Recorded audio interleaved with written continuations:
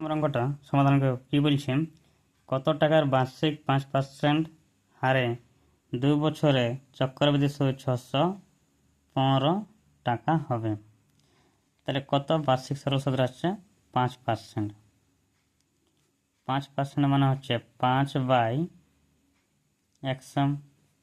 তাহলে 5 একে 5, 5 20, 100। তাহলে হচ্ছে 1/20। অর্থাৎ 20 টাকা যদি মূলধন হয় তাহলে 1 টাকা সুদ, অর্থাৎ সুদের মূল্যে 21 টাকা। ক বছরের জন্য এটা? 2 বছরের জন্য। তাহলে মূলধন যদি 20 হয় তাহলে সুদের মূল্য হচ্ছে 21। ক বছরের জন্য? 2 বছরের জন্য, ওই জন্য দুবার লেখা হলো। এবারে গুণ করবো, 20 20 400, 21 21 441। অর্থাৎ 400 টাকা মূলধন হলে সুদের মূল্য হচ্ছে 441। তাহলে সুদ কত হচ্ছে, কত বেশি হচ্ছে? 41 টাকা সুদ। কিন্তু এখানে কত বলেছে? সুদ হচ্ছে 615 টাকা। অর্থাৎ এই 41-এর মান হচ্ছে 615। নির্ণয় করতে হবে বার্ষিক কত টাকা। তাহলে এখানে কত টাকা মূলধন ধরা ছিল? 400।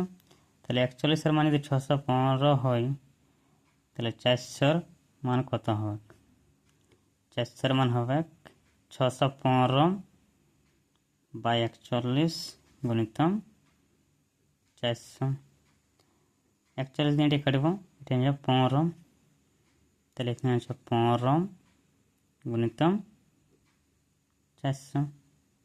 তাহলে 4 15 60, আর 2টা শূন্য মানে 6000। তাহলে এখানে কত টাকা ছিল মূলধন? 6000 টাকা। অপশন নম্বর এই হচ্ছে সঠিক উত্তর।